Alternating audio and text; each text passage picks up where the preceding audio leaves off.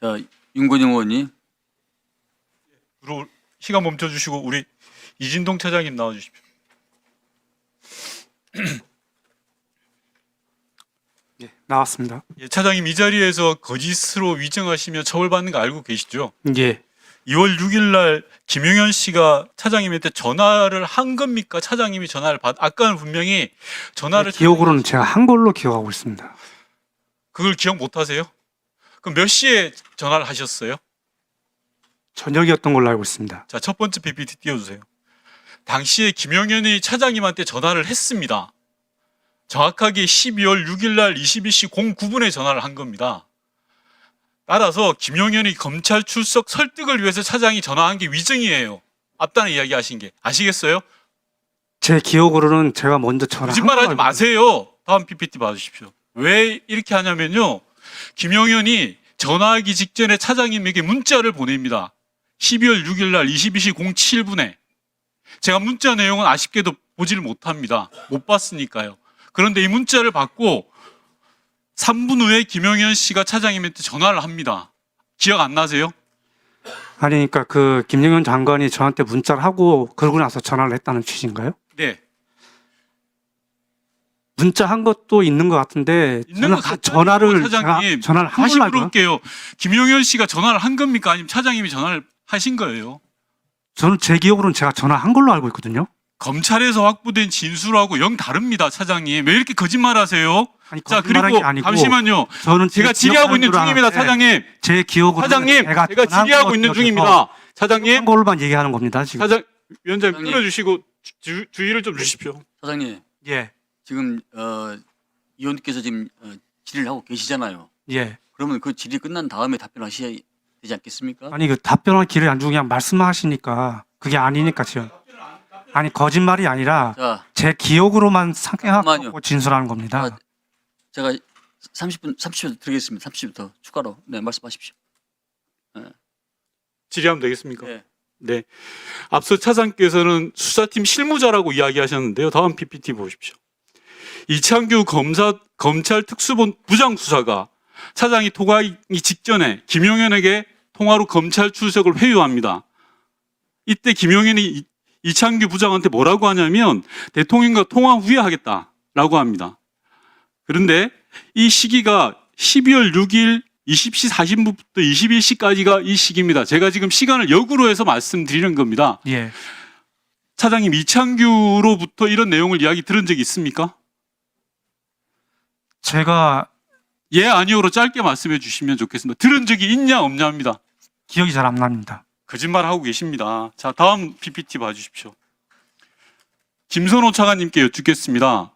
이날 6일 날 20시 15분에 심우정 총장으로부터 전화가 왔습니다. 차관님께.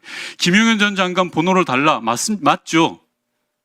번호를 달라가 아니고 연락하시는 방법을 좀 예, 협조해달라고. 그 말이 그 말입니다. 그래서 차관님께서는 한 10여 분 정도 찾아서 김용현 씨의 비화폰 번호를 전달합니다. 맞죠? 예, 그렇습니다. 자, 제가 거꾸로 가보겠습니다. 6일 날 저녁 8시경에 심우정 총장이 김선호 차관한테 연락을 하고요. 김선호 차관께서 비화폰 번호를 해서 심우정한테 줍니다. 이전 PPT로 넘어가십시오. 심우정 총장이 이창규한테 이야기를 해서 이창규 부장검사가 김용현과 통화를 시도합니다. 그랬더니 김용현 씨가 이렇게 이야기합니다. 대통령과 통화 후에 이야기하겠다. 이러고 나서 제가 알고 있는 한 피의자 윤석열 씨는 김용현에게 김지원 민정수석과 협의하라라고 이야기합니다. 시간 멈춰주시고 김지원 수석 나오십시오.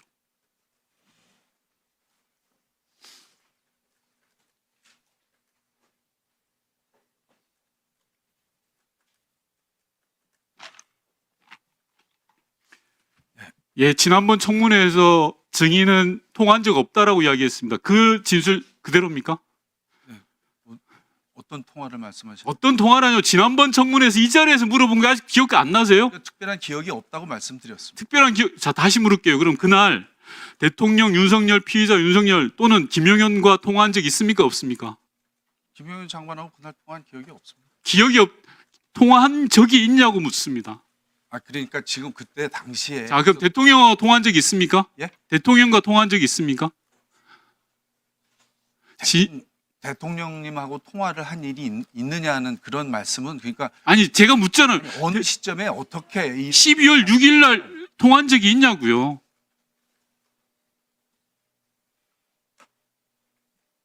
그러니까 제 대통령님하고 통화는 뭐 그 시기 전체 아니 있냐 없는지를 답변하는데 그렇게 복잡합니까? 김용현 수석님 장관의 출석과 관련해서 잠시- 전화 통화하거나 그런 얘기를 할 일은 들어가십시오. 없다고 말씀드렸습니다. 들어가십시오. 예. 예.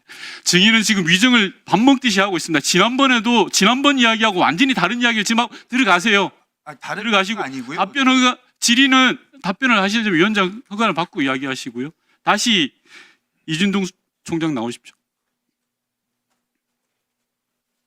차장입니다. 예, 죄송합니다. 차장님 나오시고요. 자, 제가 다시 한번 확인해 보겠습니다. 심우정 총장이 김성호 차장관하고 통화하고 그래서 번호를 입수해서 대검에서 김용현의 신병을 확보하기 위해서 난리를 칩니다. 그 과정에서 차장님 통화를 하시고요. 저는 이 과정에서 반드시 피의자 윤석열 씨가 있다고 보는 사람입니다. 그렇지 않습니까? 그렇지 않으면 대검에서 김용현의 번호를 입수하고 설득하는 과정이 설명이 안 됩니다. 어떻습니까? 그거는 잘 모르겠고요. 네. 그 당시에 제가 아까 처음에 설명했듯이 이 사건에서는 김용현 전 장관의 신병 확보가 제일 중요한데 네. 그 사람이 그 신병을 확보하기 위해서는 설득할 수밖에 없었습니다. 자, 수사팀에서 자, 설득이 죄송합니다. 잘안 된다 제가 답변을 해서. 끊어야 될 것 같은데요. 이 직전에 경찰에서 김용현에 대한 압수수색 영장을 청구했습니다. 따라서 검찰은 신속하게 신병을 확보하는 게 필요했기 때문에 피의자 윤석열까지 동원해서 김용현의 신병을 확보한 겁니다. 여기에 그 통화 내역이 나와 있는 거고요. 증인께서는 앞서 전화를 했다라고 했는데 실제로 전화를 받은 거예요. 김용현이 왜 갑자기 대검 차장한테 전화를 하겠습니까? 출석을 설득하기 위해서라면 차장이 전화를 했어야죠. 그런데 거꾸로예요. 이거는 대검과 윤석열 그리고 모든 이 커넥션이 다 있는 거라고 볼 수밖에 없는 겁니다. 위원장님 답변 드려도 되나요? 네, 간단하게 해주십시오. 제 아까도 말씀드린 건 제 기억이고 분명히 그 김용현 장관하고 저는 통화를 했고 제 기억으로는 제가 건 걸로 기억하는데 그건 지금 지금 말씀하시니까 기억이 잘 안 나는데 그때 통화 내용은 설득이 제일 중요했기 때문에 설득을 하는 과정이었습니다. 그리고 그 번호는 저는 분명히 수사본부로부터 수사팀으로부터 받은 거고 이창규 검사한테 받은 게 맞죠? 그러니까 그 아마 제 기억으로는 그런 것 같습니다. 제가 김용현 비하고 번호까지 공개를 할까요? 차장님 지금 이야기하시는 게 악의가 안 맞아요. 출석한 사람이 직접 차장님께 전화를 하신 거예요. 전화를 해서 내가 출석하겠다라고 이야기한 겁니다.